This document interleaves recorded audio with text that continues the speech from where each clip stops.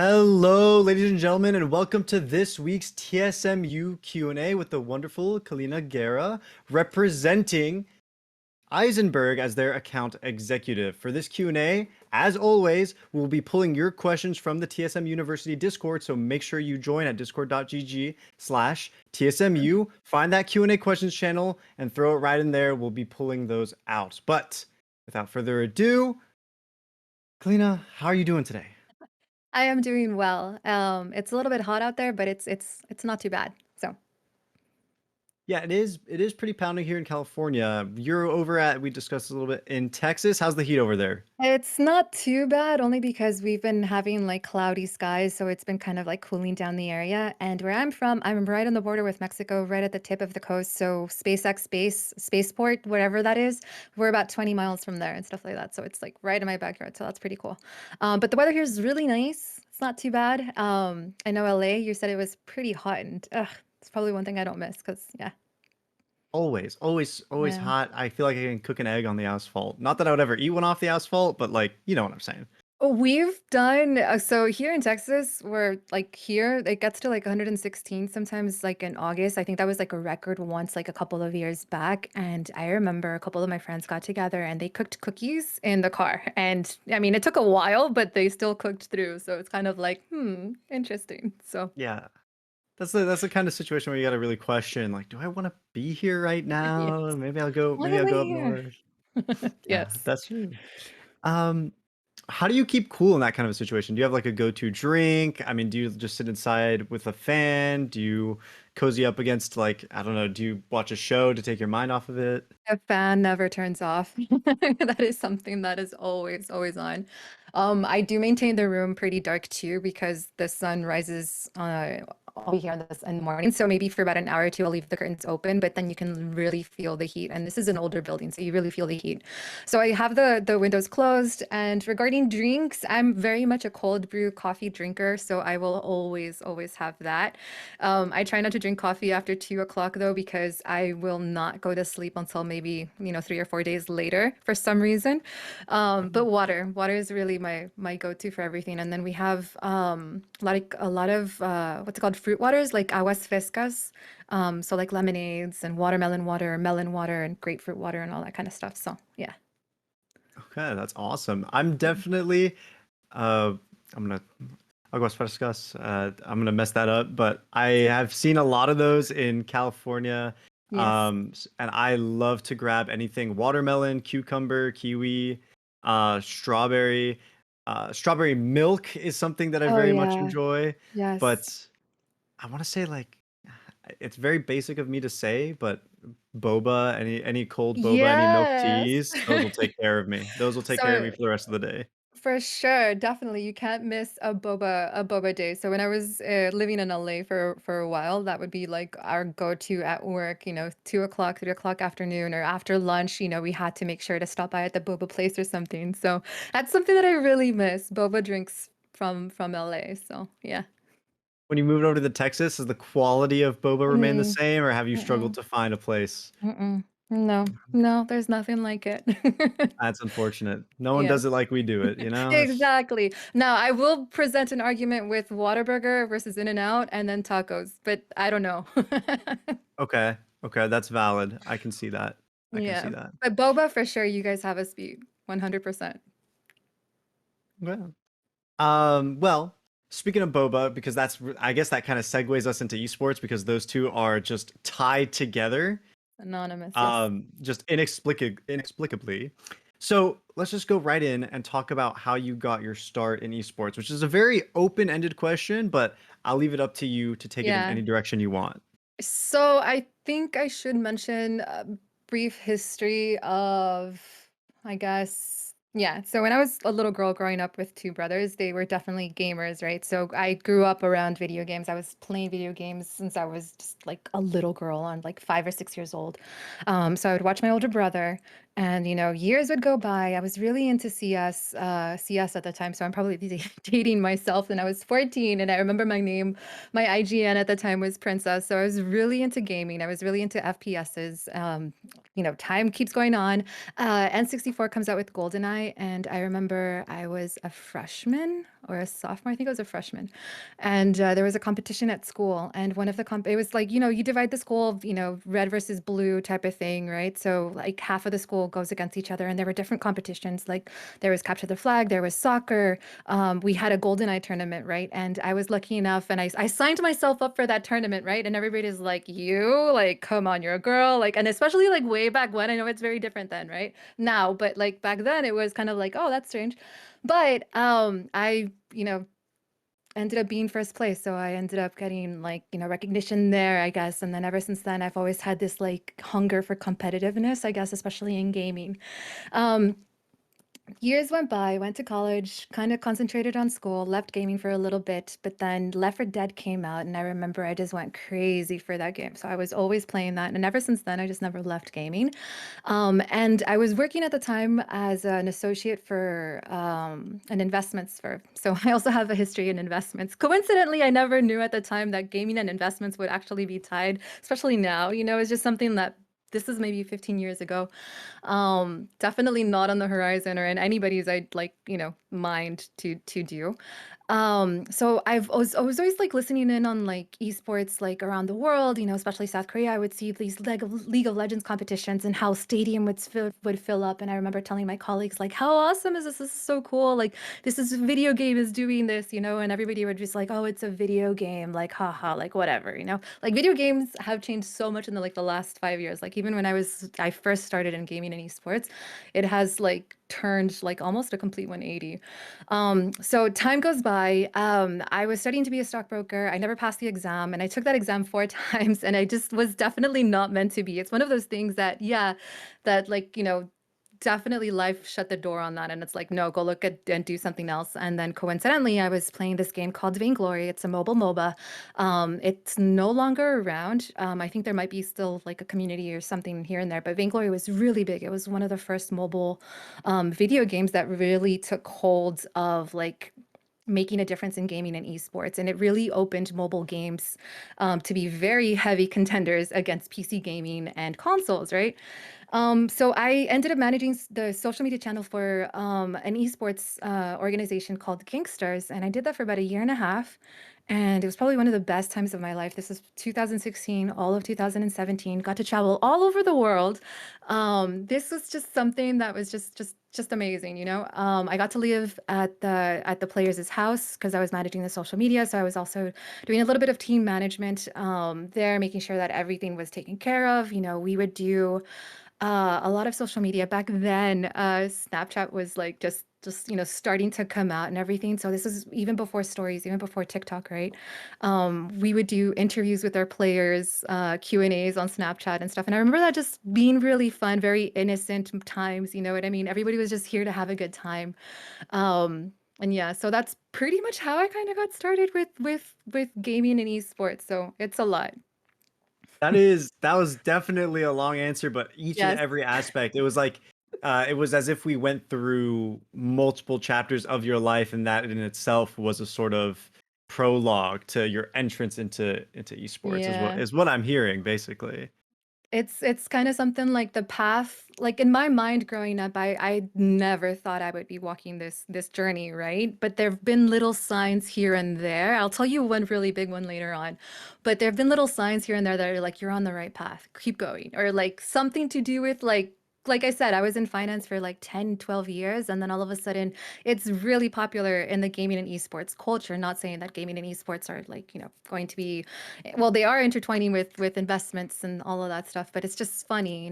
So coincidental, I think.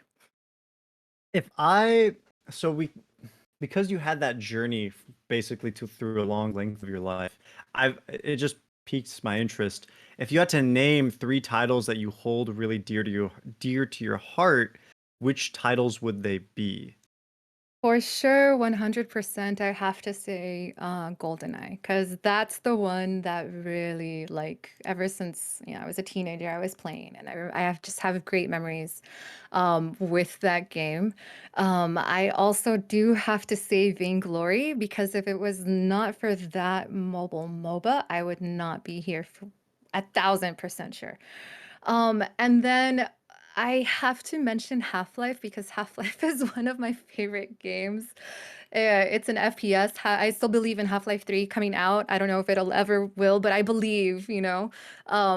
So definitely those three titles would be the Oh, ones that are just like major for me.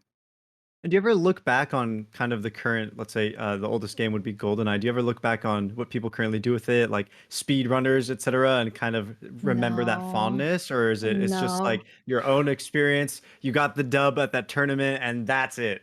No, it's more kind of like it's not fair that they get to play and I'm not, so I'm salty about it. So why am I watching it? Like it's just kind of that's not fair they get to play. I would probably not be any good at all now. My mechanics are definitely not there. But yeah, actually that you gave me something to do like on a Saturday afternoon or a Sunday afternoon when I have nothing to do. I'm definitely gonna look to see if that's still around, if there's anybody doing anything like that. That'd be interesting. Yeah. Yeah, understood. So, question number two, what is your background in? And I guess let's go specifically into what did you study in school?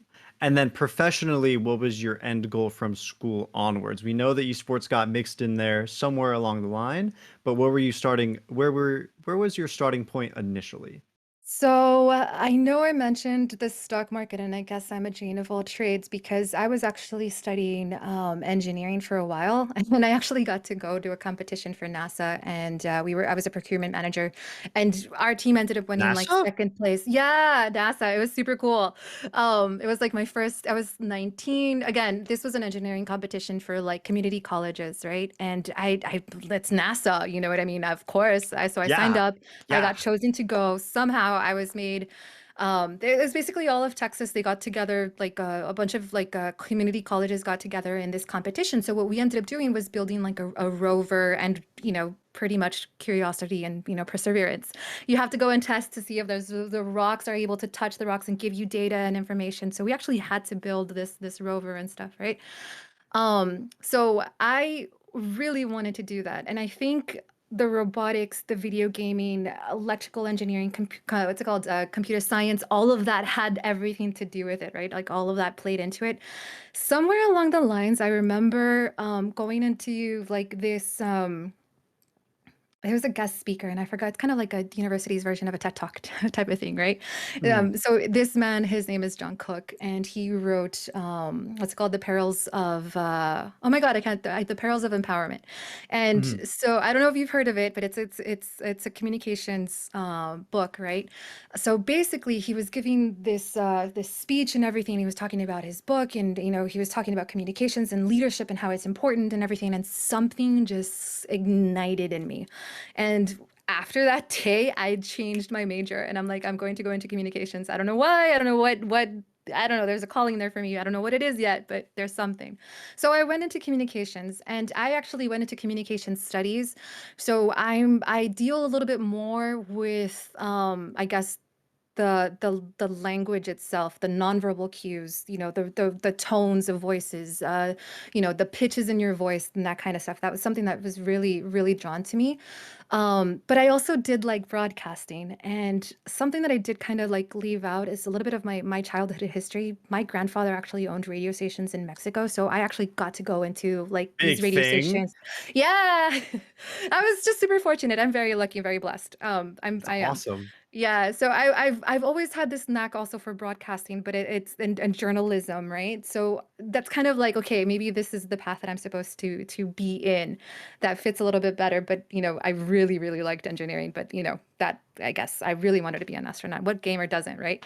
But anyway, so I went back into broadcasting, did a lot of communication studies as well. So I really ended up focusing a lot more on communication studies though, because I really wanted to I guess kind of like break down communications. I don't know how to say it. It's just like moderating all of that stuff. Like how can I make a difficult situation into a positive, you know? And that did Mhm. end up playing a lot into my career, into esports, into gaming, into the, you know, the finance industry, and even working with the Lego Group. All of that actually has come into play.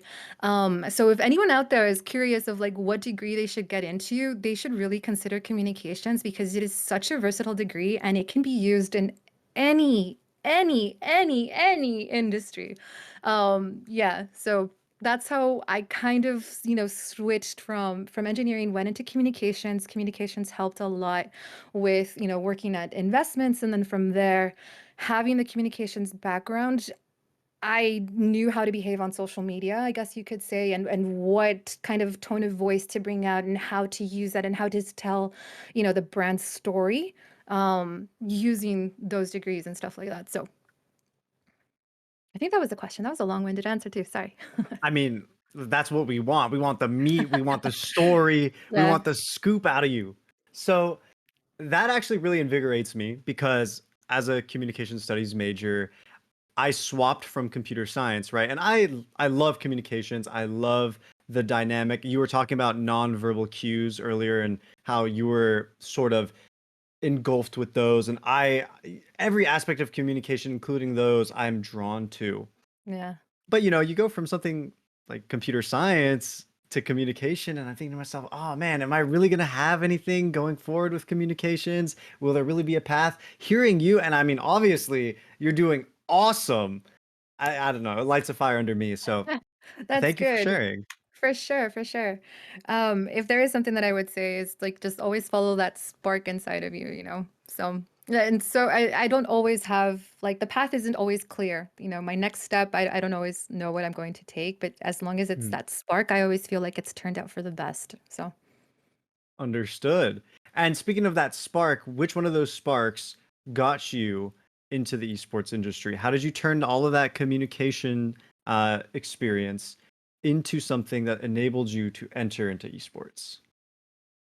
a really good question. I kind of want to say that it's a lot of the stuff that I've done and I do now is instinctual. I to get to this part though, a lot of mistakes were made. A lot of experiences were had for sure. Hmm. I think being able to distinguish communication patterns between peoples, between fans, between players, between management, um, if you're able to dissect all of that information and you're able to get all of that in and then communicate it out to the public, to your audience, is something that I've really learned how to pick up working at Wells Fargo, working at the finance industry, because you do have a lot of this big mumbo jumbo company corporate jargon. You have government speak, you have like the language that they use in contracts, right? And you're going to give this over to a client kind of be like, well, what is this? Where does it say 2 + 2 = 4, right?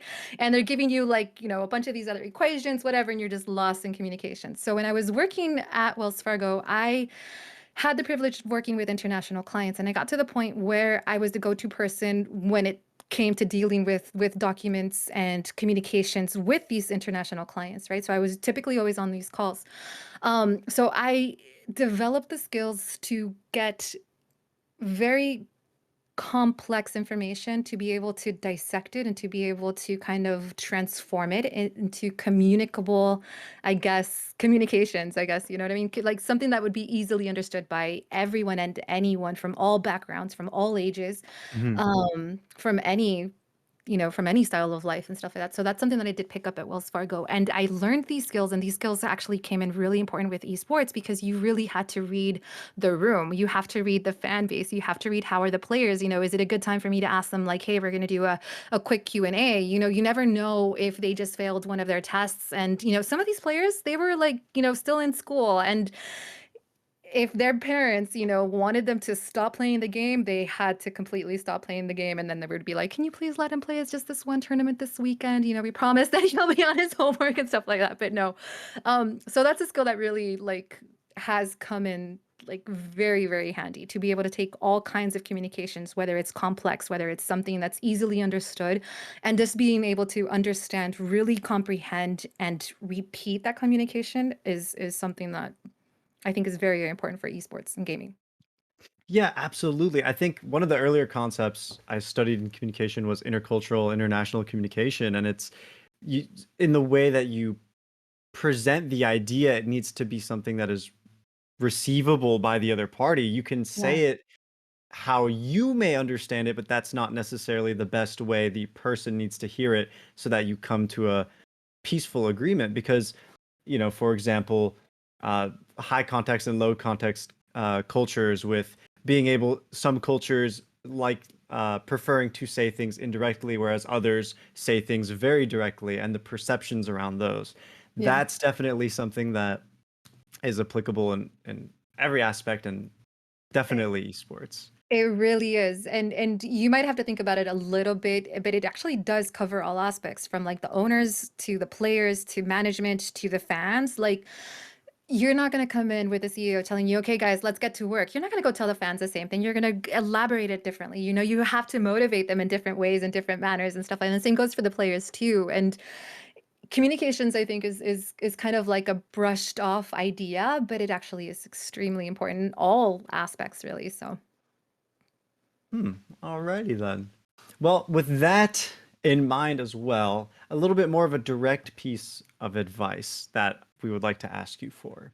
Specifically, when you transitioned into the esports industry, is there any advice that you would give, right? Looking back, speaking in hindsight, to anyone who is going for their first job in esports, someone who's having that first step into the industry, is there anything that you tell them with your experience now?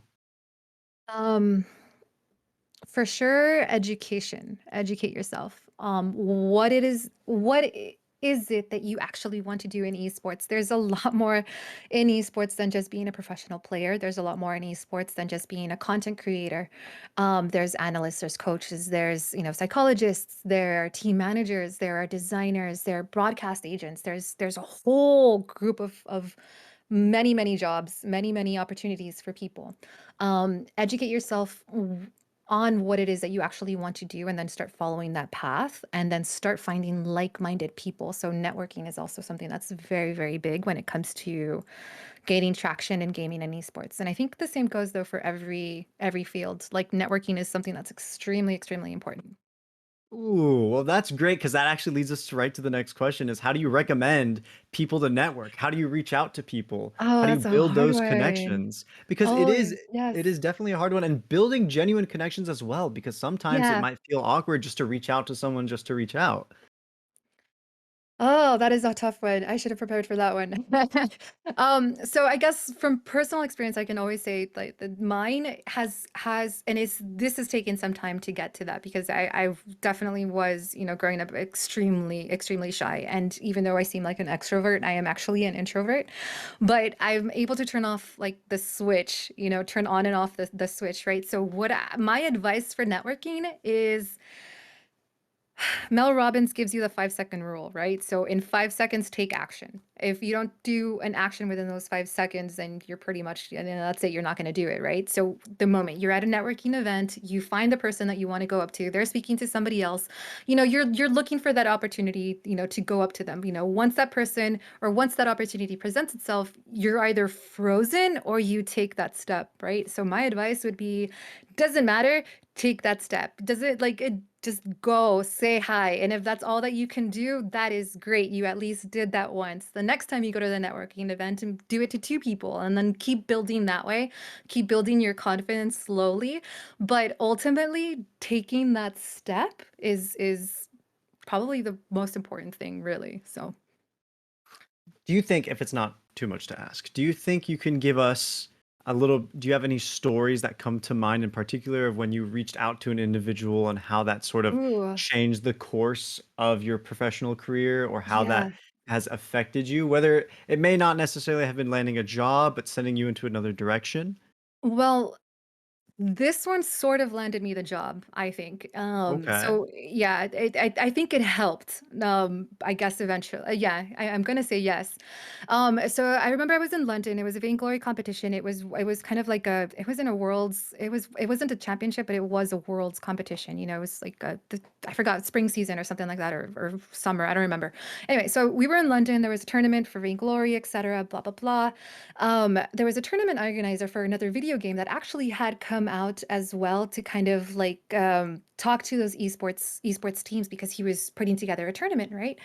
And it ended up being where I was kind of like interested in like tournament production. I was interested in casting, hosting, and I knew that he was having that production. So I'm kind of like, should I? Oh, God, is this something that I actually want to do? Do I even want to get into this? I'm doing a lot of social media, even though I've never had, okay, not to say that I've never had on-camera talent experience, but I've never had on-camera talent experience to this level. You know what I mean? Yes, I've done like a couple of shows way back then on the radio and then kind of stuff, but it's different when you're on camera, right? Um, so I went up to him and I just started to talk to him and I told him like, hey, we're gangsters. This is what we do. We do have a team playing in Critical Ops. What are you thinking about? What kind of tournament productions do you want to do? That kind of stuff. And then it kind of also gave him my perspective as an esports so I was, what's it called? I wasn't an esports owner, but I felt like an esports owner so that I was pretty much at that level where I could speak for the company and I can ask questions for the company, right?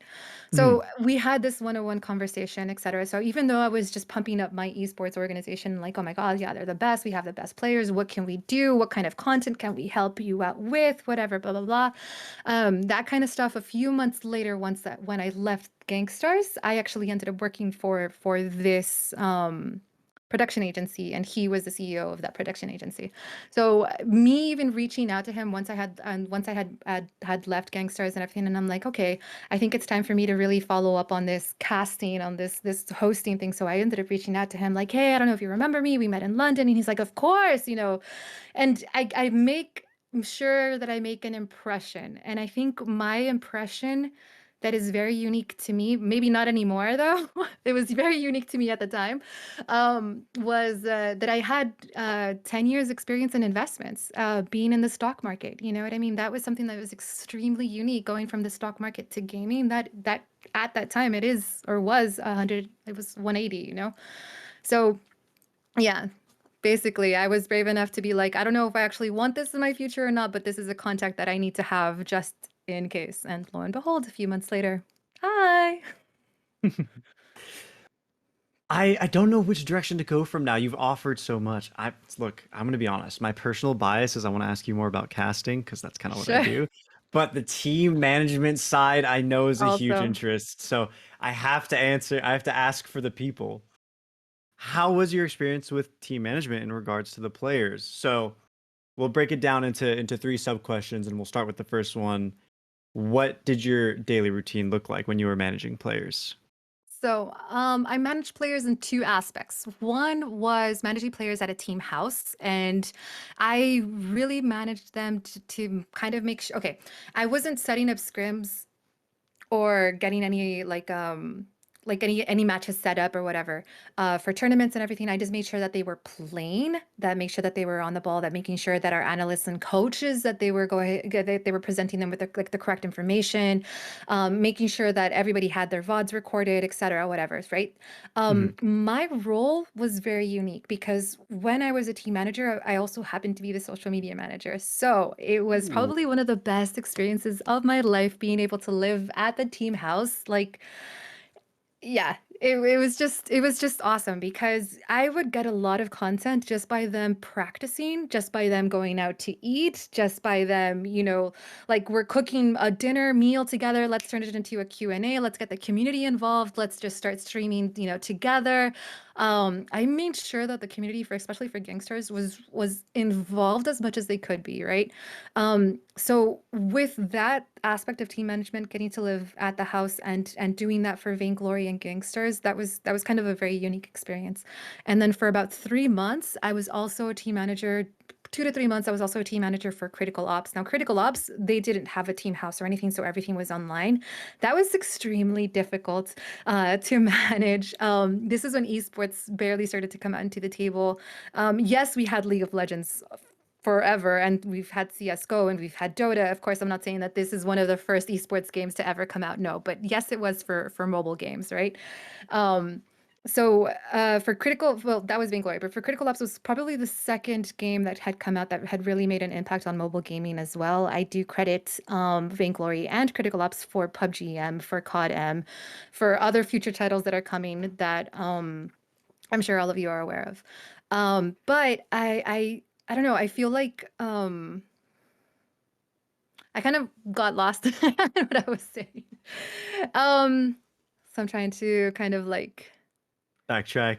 yeah. You're setting up scrims. It was You for were team management, but it's because I know that like being a team manager, it is something that you have to make sure that you're also because I wasn't a captain, but I also we also did provide services to the guys in the aspect of like one of the guys had actually developed carpal tunnel because remember you're playing with your phone and at the time it was a lot smaller than this and it was like this versus like a mouse and a keyboard. Mhm. So one of our players actually ended up developing carpal tunnel. So we ended up hiring a physical therapist to help our players out on that aspect. Mhm. At the time, you know, I think one of the most difficult things to go through was watching them put in so much work, so much effort, so much heart into it, and then losing. That was always very difficult to handle. But being a team manager for both teams was, I don't know. I'm like I said, I'm just very fortunate. I've worn many hats. So Yeah, I think that merging of social media and team management definitely was a blessing as well. Having everything be content and yeah. so casually too, because then there's a lot less, I feel like intuitively, for the players, there's a lot less pressure, right? Whereas, if they go for a full content appearance, they have to get prepped, they might have to rehearse a script, maybe they feel unnatural. Whereas you just Yes. whip out the phone camera, you're at, as you said, at dinner going for the Q&A.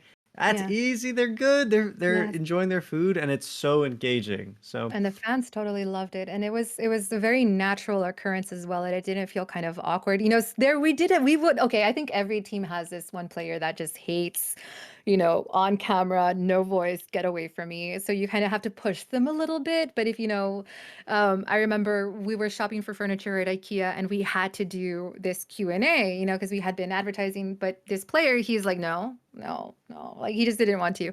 But ultimately, we ended up being at IKEA, and I took advantage of the moment there, like his lighthearted attitude. His guard was down a little bit more, so he's like, "Okay, let's go ahead and do it here." And I kind of added a comical element to him, which made him feel a lot more comfortable with these kinds of questions. So yeah, that was a good yeah, experience too.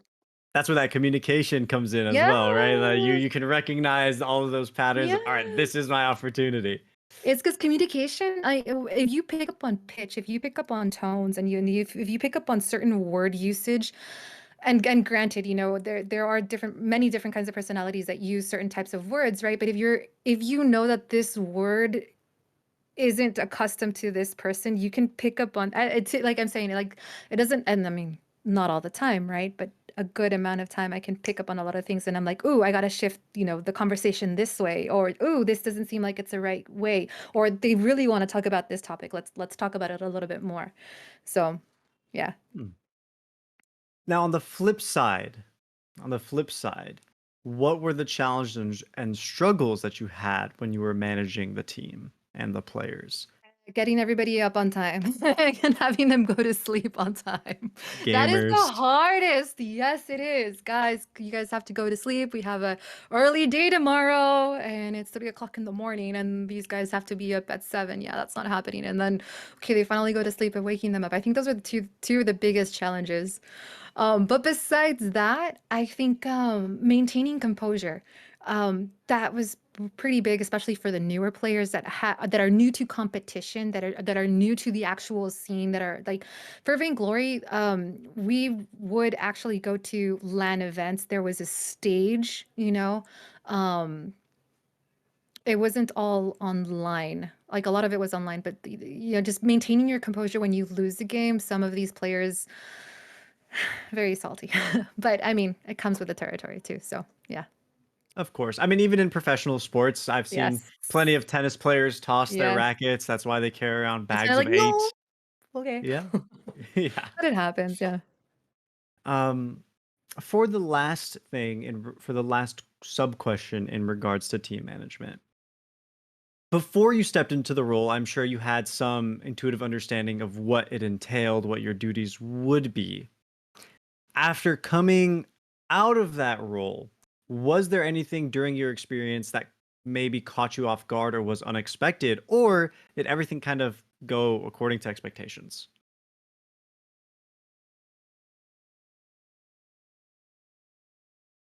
I think. I kind of want to say that everything went according to expectations because there wasn't anything that came out of left field, out of nowhere. I think given my nature and my personality and who I am as a person, I'm very nurturing. So the motherly instinct would always come out. So I would always make sure that these guys were okay, that they were fed, that they were at least on mentally that they were ready to play like these games and stuff like that, right? But nothing ever came out of like left field that was just like, oh wow, I didn't expect that. No, so I think everything really, really did go according to plan. So Okay. probably maybe I think one thing that I wasn't expecting was how fun everything was going to be. I thought it was going to be a lot more stressful, but no, it's a lot of fun once you really like look back at it. Fair enough.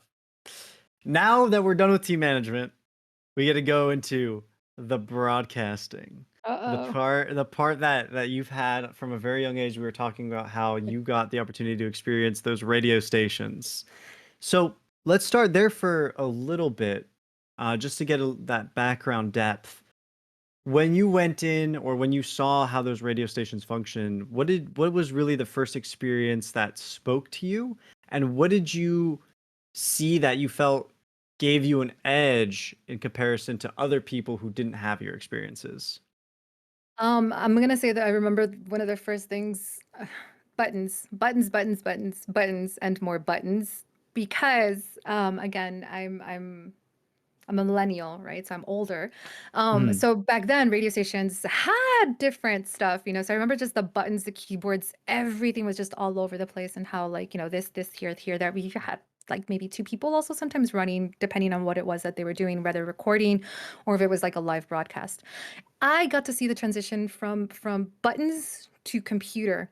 So I honestly believe that actually gave me an advantage because I wasn't afraid of using the computer when I was at the radio station, right? So I would be able just to jump in there, hit play, hit record, and I would just start speaking and whatever it was. And I was able to do I never had my own shows, but I would come out and say, "Hi everybody, I hope you guys have a good weekend, whatever. Like our next song that's coming up is blah blah blah." They would have a script sometimes too. So I would say our next artist was doing this, whatever. And it was like maybe for 5 minutes when I was like visiting my grandfather that I just got to go say hi. Like I'm just, yeah. But so seeing that transition and having everything go onto computers, I think that's what really made me like brave enough to even try it. So yeah. that's fair enough. The second thing I want to ask you is, because I guess you started, or you had the exposure to the concept rather early, but how did you identify your speaker's voice or your broadcast voice, and how did you shape it? So this going to the radio stations happened all before I was maybe 15, 14, right? So I didn't necessarily have a voice where I probably have one now and I'm recording. I don't ask me to do one right now because I'm not in that mental state, you know what I mean? But yeah, so that was like, you know, 14, 15 more or less is when I stopped kind of going and, you know, got into high school and it's just like whatever, I don't care about this. Um Later on, actually, I was very timid. Never, and somehow something happened to me where I just became very timid. I hated being photographed. I hated being recorded. I hated everything. You know, I definitely was not a person that would, now I am, but, you know, taking selfies, all of that stuff. And especially doing like voiceovers. I, when I joined Gangsters, when I started doing esports, I guess I ended up getting a really good mic for some reason. Somebody really liked my voice and it went on from there. And I'm not kidding you. I've had people tell me, like, you should be doing these kinds of voices, or you should be doing this, or you should be doing that. And kind of slowly, people, I'm like, hey, maybe I do have a nice voice. Maybe I should do this kind of stuff. Um, and because of that, I actually ended up getting into content creation, where I actually ended up doing voiceovers for gangsters for the game Vainglory on tactics, on characters, and like what to do, that, you know, educational content basically. Um, but yeah, it was something that took a lot of encouragement from a lot of people, and it was something that people actually noticed in me, that I'm like, okay, maybe I have the blood for it, since, you know, it, I have the lineage for it or something. I don't know how to say it. I'm thinking Mexican words are coming to my, like, tengo la sangre. I don't know, like, yeah. um so yes. So that way just to translate what that meant or whatever. But yeah, like it runs in the family. Yeah, that's what it means. So yeah, so I decided to pursue that a little bit more too, and that's what kind of gave me the courage to actually start looking into casting, into hosting, into that kind of stuff. So Understood. And all at 180. when you continue to pursue casting, how was that journey for you? Did you feel like the transition into casting from radio was a little bit difficult? Do you think because of your experience in radio, you just had to adapt to having your face on a broadcast? Was there Well, anything that you brought over? Well, okay, so remember, I kind of stopped doing radio broadcasts at 15. 14, 15 was pretty much the last time. So when I Okay, got so it back was a big into so cutoff. 15 years later is when I got back into a little bit more than There we 15 years go. later is when I got into like the casting and the esports commentary and all of that stuff. So that was a good chunk of time. Mhm. Um, and when I came into esports is when people started to encourage me, like, you actually Do have a it. talent for this. You actually have an eye to distinguish this. You pick up on patterns easily. You, I speak eloquently, so I make sense when I'm speaking because I know sometimes I tend to mumble, blah, blah, blah, blah, but like somehow whenever it'd be like a show, something like this, I tend to enunciate my words a little bit more. Mhm. Um, so that's how that happened. And I who would I look at? Who would I look at? I was actually looking at casting from Medic, from League of Legends. Because he was also doing Vainglory, right? Mhm. I was looking for hosting inspiration, Shocks for sure, League of Legends. They were, Frostkern, all of them, League of Legends were like my go-to. And then since I was doing CS:GO hosting, I ended up starting to look at the ESL, what's it called, the tournaments. So I would just start picking up on stuff. One of the best pieces of advice that I have received from casters, like at League of Legends level that are currently there, um, has been to pick up a book about baseball, casting baseball, because baseball is not a very entertaining game if you're just watching it and sitting it down. So if you ever pay attention to a baseball game, the announcers are really what carries the game. So I would listen to a Mhm. lot of their what's it called? A lot of their broadcasts, and I would pick up on certain things like on their lingo, on certain twangs of like the words and stuff like that, just to add a little bit more life into what it is that I'm casting, into what it is that I'm hosting. So that's probably, yeah, that's probably one of the best pieces of advice that I have that I've gotten from them. So That's genius because definitely yeah, from the outside in looking at baseball completely quiet, I would probably fall asleep. you would never, yeah, I find, I mean, if I have to talk sports, tennis would be my sport of choice, and they're completely yeah, silent on the mic. Baseball, you're absolutely right. I don't think I've ever heard a broadcast come on and it's silent for more than 2, 3 seconds. Something is always being said, and the energy yeah, continues to push the game forward. yes, for Okay, sure. that.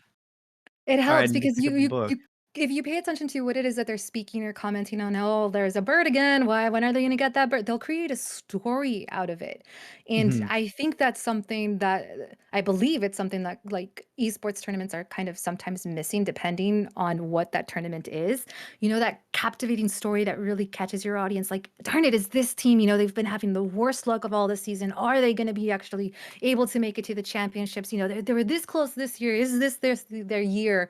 Little language like that really goes a long way in telling your story, and it helps out with the esports organization, and it helps out the game too ultimately. So Interesting. And would you say that you put a lot of weight on narrative and history as well? Do you think that develops the broadcast in a different direction, or do you I feel that other aspects can be included? obviously you have to include the analytics of it, right? But Hmm. with the analytics, I believe it can get a little raw at times, and then Hmm. you do want to dig into the history, like, why is this player the greatest? Well, this player is the greatest because he's won the last 5 championships, or whatever it may be. So having a history and of like the esports, and like, even if it's something like, it's something comparable that hasn't we haven't seen this for 10 years, the last person that did this, just to kind of enhance how miraculous, how special this play is about to be, I think does add a lot of color, and it would still be very important. But obviously, you still have to have the analytics out of it, right? So, but how do you make the analytics interesting? Is what I'm saying. So you add this. Yeah, you have to have a contextualization of the Yeah. analytics, right? The numbers come from somewhere. They make Yeah. the play because of some reason, right? Those final important stats that come from maybe the finals of a previous tournament had a sourcing at some place. There was a process there that now can be recontextualized. Okay. I I'm taking this all in. There's a little bit of a bias. I have to change the direction quickly. Yeah. No. Well, sometimes I'm trying. No. So before, as I buffer in a few more questions, because I think we have one or two more that are being prepped up, a little bit of a casual break. What do you do casually for gaming? Do you continue playing games casually, or right now, how do you spend your free time? S It's a great question. I'm addicted to No Man's Sky right now. Because I Okay. was trying to not say games, but yeah, no, I'm still pretty much a gamer. Although I will confess, I actually consider myself a gamer without a game right now because nothing has really captivated my attention. And since I am working on two upcoming releases, which are really good. I really like them, and they're both very different from each other. A lot of my spare time has been going into those two games. So I actually play No Man's Sky to kind of relax, and I Mhm. am stuck on building the houses and mansions and underground, underwater tree houses if I want to. You know what I mean? Like I'm really enjoying just the building part of No Man's Sky right now. So none of the missions, none of the new. I know that they had a new update. I think it was endurance. I think that's what they called it, but I don't remember. But yeah, I'm just really stuck in the building of it right now. Understood. From the earlier time in gaming, I kind of, from what I'm understanding, you had a much more competitive tone to when you played.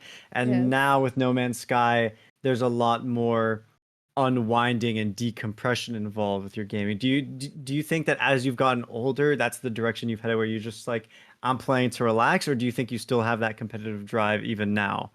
I'm extremely competitive still. I don't think that's going to be going away anytime soon. I am not playing Valorant or Apex right now, but when what's it called, Warzone was really popular, I would be on it. I'm not even going to say that I'm nowhere near the best. I did have a couple of like wins, but yeah, I know. But I was extremely competitive, and I would play that game nonstop for days, and I could probably, yeah, yeah, no, I'm still extremely competitive. So So I don't know if it's a good Warzone, thing or not. Yes. Oh, it, yeah. I it's really like you're enjoyed it, I don't know competitive. why. Yeah, I Yeah. mean, battle royales, right? Yes, yes. So, So would you, but you mentioned Apex and Valorant. So you're saying you don't play those at all, or you did play them at one point? played the betas and I just didn't keep up with them. Okay, understood. You had your exposure and you're like, it's not my Yeah, cup and of I tea. love them, don't get me wrong. My mechanics are just not there at all anymore, so it's just kinda like I rather enjoy them from the sidelines.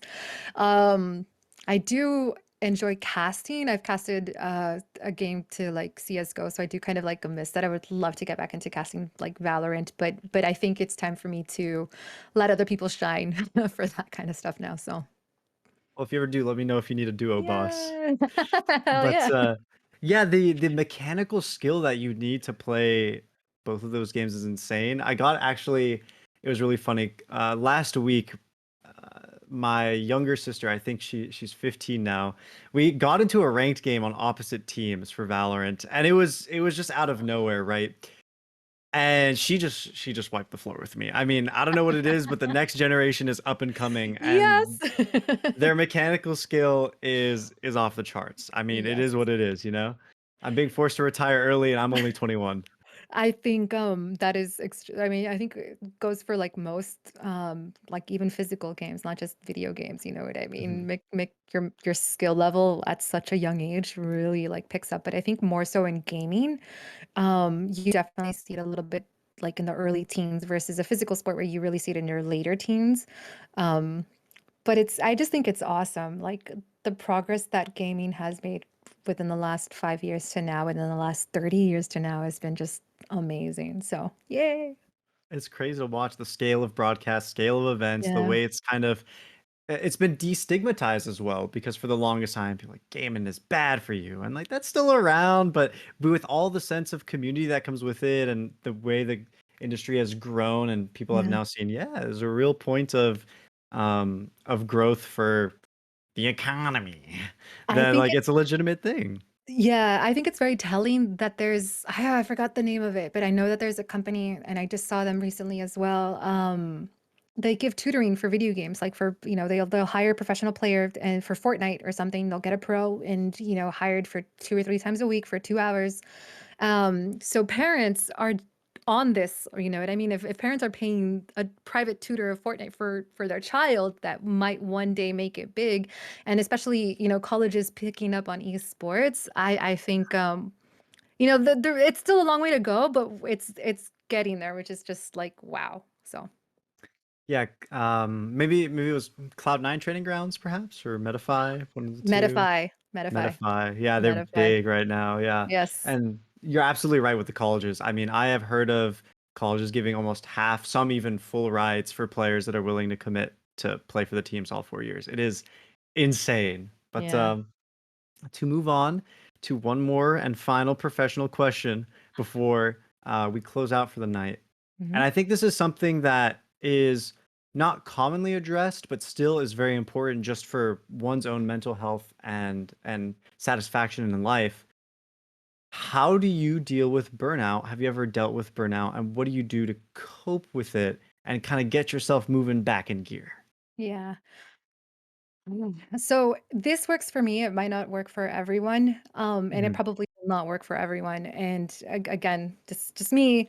I'm extremely, extremely organized. I have to be. So I have ADHD. So if I'm not organized, and if I don't make my notes, and if I don't keep track and schedule everything, I get completely lost, which adds to my.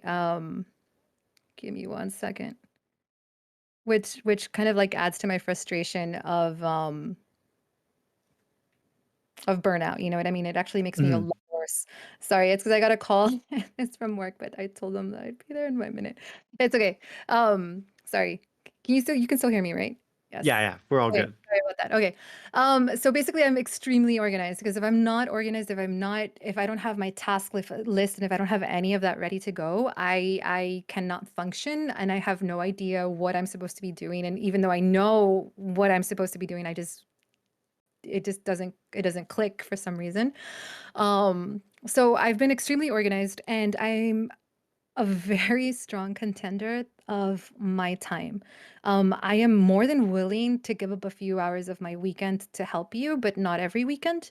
And I've been extremely rigid with my schedule. And what I mean by that is on my calendar. If like my team sees that it's free, they can go ahead and book me for any meetings. And if it's busy, like they know not to have like anything booked for me. Mhm. I actually even block out my afternoons after like out of work because we do have a lot of international clients. So sometimes meetings come up just in the middle of the night and it's kind of like, no. Um, I've come to realize that there is nothing urgent. There is nothing in this world that's urgent. Um, few exceptions, obviously, and I'm not going to have to say them because, they're obvious. But yeah, you know what I mean, right? It's Loud and just clear. yeah, no, like I can definitely have those 5 minutes to myself in my lunchtime. I am going to take that weekend off because it's something that I have scheduled, whatever it might be. And learning to say no is also extremely important and has helped me avoid burnout because I am definitely the type of person that will take on too much. So, yeah. But again, it all goes back to being extremely organized, knowing that I can take on more, knowing that I can't take on more, and being extremely tough with my schedule. And by the way, I don't, I hope I'm not sounding like extremely like, which I'm not. Like I have to follow a schedule. Doesn't mean I always do because stuff does pop out of nowhere and stuff. Mhm. But I've become very adaptable. But I would say just for me, having a schedule and a list of tasks of what to do has worked wonders. So. Yeah, having I guess the word I've been thinking about for that is boundaries. You've set boundaries with the Yeah. people that you work Uh, with, and that's kind of how you communicate your needs to prevent that burnout and kind of keep yourself chugging along. And yeah. that's definitely something that as students, I feel like happens a lot is we don't know how to say no. We kind of allow ourselves to do the extra work because we feel like maybe we have something to prove, and sometimes it just Yes. That's a requires that really big one. communication. That's a really big one where, okay, I have something to prove. And it's kind of like, no, you don't. You really don't. Like, everything is important. Yes, it is, right? Until it's not. You know what I mean? So you are the most important person. So just take it easy. I mean, obviously, don't get lazy. Don't Mhm. relax too much. But be very honest with yourself and say, I've actually given it my all this week. Versus, I've been a little bit lazy this week. Maybe I can put in a few extra hours over the weekend. I'm not saying to give up your weekend. Again, this is my point of view, and this is my like this is how I work. You know what I mean? I don't have a life outside of work, but I absolutely love what I do. So that's why I don't mind giving in an hour or two on a Saturday or something, you know? So there's a difference, right? So if I didn't like what I Yeah. did, hell no, I'm not coming in on the weekend. But yeah. But if you love what you do, it doesn't always feel like work. You have that kind of Yeah. self-satisfaction. Yeah. So that's fair enough as well. And if you really want that lifestyle, and if you're fortunate enough to identify those opportunities, really, when you get to a job that you really love, it really doesn't feel like it's work. I mean, granted, there are going to be stressful moments, etc. You know, that is life, blah, blah, blah. Yeah. But I mean, you're going to enjoy it. So, yeah. Highly recommend you guys to like really go after your dreams and go after what you really want to do. And that we will do. Thank you very much, Kalina. And with You're that, welcome. that was actually our final question to close out the night. Is there anything last second that you wanted to say? Maybe some final notes? It's okay if not, but what do you got for us? Just don't be afraid to follow your dreams, really, and take that first step. Be brave and don't give up. Keep going Perfect. forward. Yeah. Perfect. And would you say that, is there a good way to contact you if any students would like to get in Yeah. contact just for some small questions? For sure. I'm available. You can find me on Instagram, Sapphire Sky GG, or on LinkedIn, Claribel Guerra. You should be able to find me there. I also do have a Twitter, also Sapphire Sky GG, or maybe this one's Sapphire Sky GG. Instagram is just Sapphire Sky. But I'm not active on Twitter at all, but I will check it every now and then. Or Discord, I'm also here. Well, thank you very much for Of course. giving that point of contact. Ladies and gentlemen, that is the end of this TSM University Q&A. If you want to keep updated on when further Q&As will be held, make sure you follow the Twitch channel that you're currently watching on, TSM University, or join the Discord, discord.gg/TSMU. We'll have those announcements coming at regular. But for now, we're going to be saying goodbye.